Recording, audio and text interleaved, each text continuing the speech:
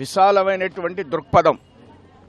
రోజు రోజుకి వారు ఉన్న స్థితిని ఎంత క్లిష్టంగా ఉన్నప్పటికి కూడా సంక్షేమం అనేది ప్రజలకి చాలా ప్రధానమైనటువంటి అంశంగా, ఎలాంటి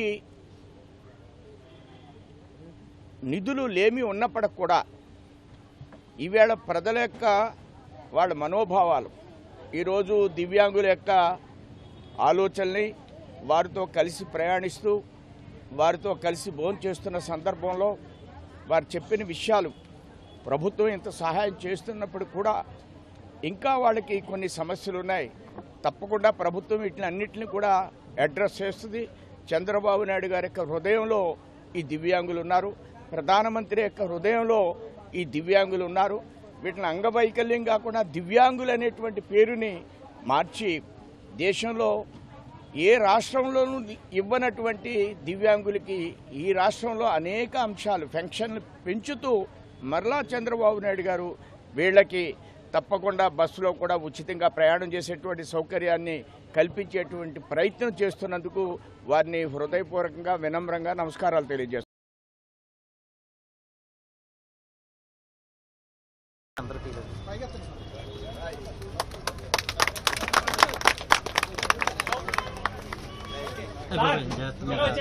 మీకు ఆల్రెడీ ఇబ్బంది ఉంది. కూటమి ప్రభుత్వం దివ్యాంగుల యొక్క సంక్షేమానికి కట్టుబడి ఉంది అనడానికి నిదర్శనంగా ఈ రోజున ఏదైతే కిందటి సంవత్సరం డిసెంబర్ 3 దివ్యాంగుల దినోత్సవం నాడు ఏదైతే గౌరవ ముఖ్యమంత్రి గారు హామీ ఇచ్చున్నారో ఉచిత బస్సు ప్రయాణాన్ని, దాన్ని ఈ రోజున అధికారికంగా ప్రారంభించుకోవడం జరిగింది.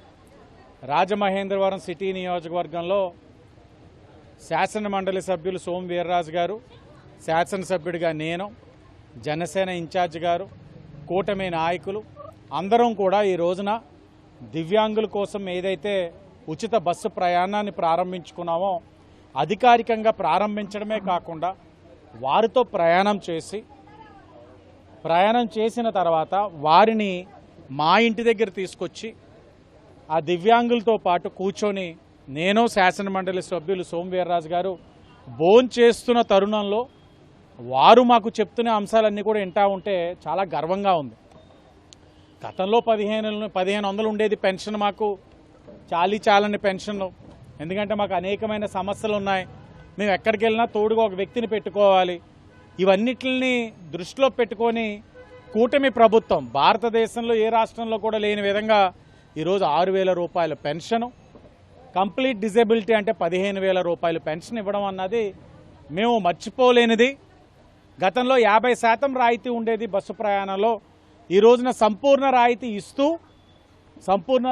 ఇస్తూ వారితో పాటు ప్రయాణం చేస్తున్న ప్రయాణికులకు కూడా 50% రాయితీ ఇస్తూ ఉందంటే కూటమి ప్రభుత్వం. దీనికన్నా మా గురించి ఆలోచించేవారు ఎవరున్నారు? మా కుటుంబ సభ్యుల్లో ఆలోచిస్తూ ఉంది కూటమి ప్రభుత్వం అని చెప్పి వాళ్ళు చెప్తున్న మాటలు భోంచేస్తూ ఉన్నప్పుడు నేను కానీ సోము వీర్రాజు గారు కానీ భోజనం వారు మేము చేసామనే కానీ వాళ్ళ మాటలకి మా కడుపు నిండిపోయింది. ఇది కదా ఆనందం, అధికారంలో ఉన్న వాళ్ళకి ఇవి కదా కావాల్సింది. వారు చెప్పిన మాటలు మాకు రెట్టింపు ఉత్సాహం ఇచ్చింది. ఒక పక్క ఆర్థికపరమైన సమస్యలు ఎన్నున్నా కేంద్రంలో ప్రధానమంత్రి నరేంద్ర మోడీ గారు ఒక సహకారంతో ఈ రాష్ట్రం ముందుకెళ్తా ఉంది. అనుభవం కలిగిన నాయకుడిగా ముఖ్యమంత్రి చంద్రబాబు నాయుడు గారు, డిప్యూటీ సీఎం పవన్ కళ్యాణ్ గారు, హెచ్ఆర్డీ మంత్రి లోకేష్ గారు ఈ రాష్ట్రాన్ని సమర్థవంతంగా తీసుకువెళ్తూ ఇచ్చిన ప్రతి హామీని అమలు చేసిన హామీని ప్రజలకి తెలిసే విధంగా ఎంతటి క్లిష్టమైన పరిస్థితుల్లో ఈ హామీలన్నీ అమలు చేస్తున్నామన్నది వాళ్ళకి తెలియచేస్తూ కూడా ఈ కార్యక్రమాలు ముందుకు తీసుకెళ్తున్నామని కూడా రాష్ట్ర ప్రజలకు తెలియచేస్తూ, రాష్ట్ర ప్రజల్ని కోరేది ఒక్కటే, ఇచ్చిన హామీలే కాదు ఇవ్వని హామీలు కూడా కూటమి ప్రభుత్వం అమలు చేస్తూ ఉంది, అభివృద్ధి కార్యక్రమాలు చేస్తూ ఉన్నారు. ప్రజల్ని కూటమికి అండగా ఉండమని వారందరికీ కూడా విజ్ఞప్తి చేస్తూ ఉన్నాం. ఇంకా రోడ్